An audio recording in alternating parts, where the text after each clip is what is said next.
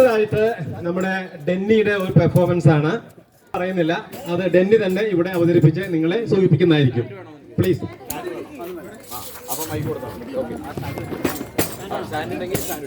പക്ഷെ നീ മൈക്കോട് ചേർത്ത് പിടിച്ചു പറഞ്ഞു, ചേർത്ത്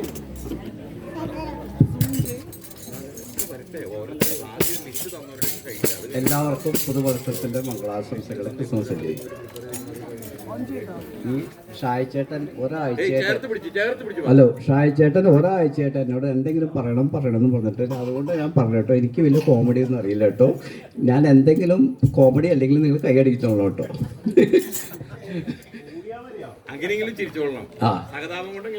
അതെ തന്നെ. ആദ്യമായിട്ട് ഞാനൊരു പെട്രോൾ പമ്പിലാണ് ഇപ്പോൾ ജോലി ചെയ്യുന്നത്. ഒരു പെട്രോൾ പമ്പിൽ ഒരു തമിഴിനാണ് അവിടെ പെട്രോൾ അടിക്കുന്നത്. അപ്പോൾ തമിഴൻ പറഞ്ഞു 500 രൂപയ്ക്ക് പെട്രോൾ അടിക്കാൻ അതിൻ്റെ ഉടമസ്ഥൻ പറഞ്ഞു. 500 രൂപയ്ക്ക് പെട്രോൾ അടിക്കാൻ പറഞ്ഞപ്പോൾ ശരി, തമിഴൻ അത് 500 രൂപ അവിടെ ഫീഡ് ചെയ്തു, അടിക്കുന്നു. അടിച്ചു കഴിഞ്ഞപ്പോൾ 230 ആയപ്പോഴേക്ക് ടാങ്ക് നിറഞ്ഞു. അപ്പോൾ അതിൻ്റെ ഉടമസ്ഥൻ പറഞ്ഞു ഇനി അടിക്കില്ലെന്ന് പറഞ്ഞു. അപ്പോൾ തമിഴ് പറഞ്ഞു എന്താ 500 പറഞ്ഞേക്കണേ, ഞാൻ നിർത്തില്ലായിരുന്നു. അങ്ങനെ 300 ബാക്കിയുള്ള പെട്രോൾ കംപ്ലീറ്റ് താഴത്തേക്ക് പോയി. അതാണ് ഒന്നാമത്തെ കോമഡി. രണ്ടാമത്, അത് ജോലിയുടെ ഭാഗമായിട്ട് പറഞ്ഞു കേട്ടോ. രണ്ടാമത് ഞാൻ പറയാം, ഒരു ഭാര്യയും ഭർത്താവും. അപ്പോൾ ഭർത്താവിൻ്റെ അമ്മ ഒരു കുളത്തിൽ ചാടിയെന്ന് വെച്ചോ. അപ്പോൾ ഭാര്യ ചോദിച്ചു, ഞാനും കുളത്തിൽ ചാടിക്കഴിഞ്ഞാൽ നിങ്ങൾ ആരെ രക്ഷപ്പെടുത്തുമെന്ന് ചോദിച്ചു. അപ്പം ഭർത്താവ് പറഞ്ഞു ഞാൻ എൻ്റെ അമ്മേനെ രക്ഷപ്പെടുത്തുള്ളൂ തോന്നുന്നു. അപ്പം നിങ്ങൾക്ക് എന്നോട് സ്നേഹമില്ലല്ലോ എന്ന് പറഞ്ഞു. അതല്ല, നീ കുളത്തിൽ ചാടിക്കഴിഞ്ഞാൽ നിന്നെ രക്ഷിക്കാൻ അയൽക്കത്ത് ആമ്പിള്ളേർ ഇഷ്ടംപോലെ ഉണ്ടാവും. എൻ്റെ അമ്മേനെ രക്ഷിക്കാൻ ഞാൻ മാത്രമേ ഉണ്ടാവുള്ളൂ.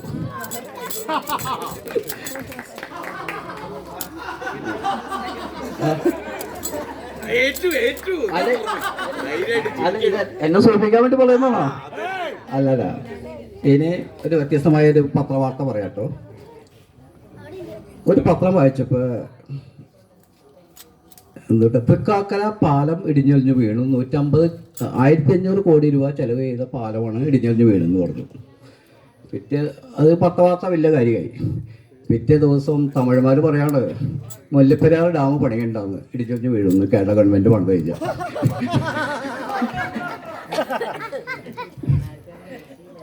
ഇനി മൂന്നാമത് പറയാം. ഒരു ഭാര്യയും ഭർത്താവും കൂടി ബൈക്കിൽ യാത്ര ചെയ്യാണ്. ബൈക്കിൽ യാത്ര ചെയ്യുമ്പോൾ ഭർത്താവ് പറഞ്ഞു, അതായത് ആദ്യമായിട്ട് ബൈക്ക് പഠിച്ചിട്ടുള്ള യാത്ര ചെയ്യണേ. അപ്പോൾ ഒരു വലിയ ത്രില്ലായിട്ട് പോണേ. അപ്പോൾ ഭർത്താവ് ഭാര്യയോട് പറഞ്ഞു അമ്പ് വരുന്നുണ്ട്, പിടിച്ചിരുന്നോളാൻ പറഞ്ഞു. അപ്പോൾ ഭാര്യ പറഞ്ഞു അമ്പ് വരട്ടെ, കാണാലോ എന്ന് പറഞ്ഞു. ഭയങ്കര സ്പീഡിലെത്തിയപ്പോഴേ പുള്ളി പറഞ്ഞു അമ്പ്, അപ്പോൾ രണ്ടും കൂടി ഇടിച്ചു വീണു.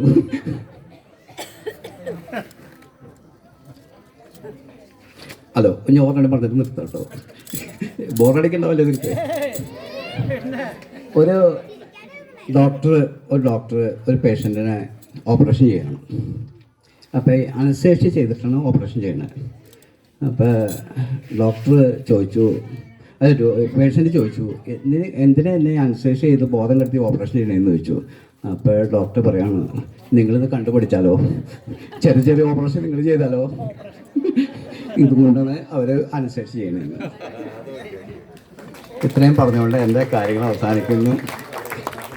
ഡെന്നിച്ചേട്ടൻ അവർ കുറേ ഓപ്പറേഷൻ നടത്തിയിട്ടുള്ള ആളാണ്. ഞാൻ രക്ഷപ്പെട്ടു. Thank you Denny. അതൊരു ഡിഫറെൻ്റ് ആയിട്ടുള്ളൊരു പ്രോഗ്രാം ആയിരുന്നു. ഞാൻ ഒത്തിരി പ്രോഗ്രാം പങ്കെടുത്തിട്ടുണ്ടെങ്കിലും ഇതുപോലത്തെ ഒരു തമാശ രൂപമുള്ള ഒരു പരിപാടി ഞാൻ ആദ്യമായിട്ട് കാണുകയാണ്. Thank you Denny. അടുത്തത് നമ്മുടെ കൊച്ചു കുഞ്ഞുങ്ങൾ അവതരിപ്പിക്കുന്ന ഒരു ഡാൻസ് ആണ്. റമിയുടെ മക്കള് ജോസ്ബോൺ, ജോനാസ് ആൻഡ് ജെറൂട്ട്. ഇങ്ങോട്ട് പോട്ടെ. അവരെ സഹായിക്കുന്നതിന് വേണ്ടി എല്ലാ കുട്ടികളും സ്റ്റേജിൽ വന്ന് സഹായിച്ചു. അവരെ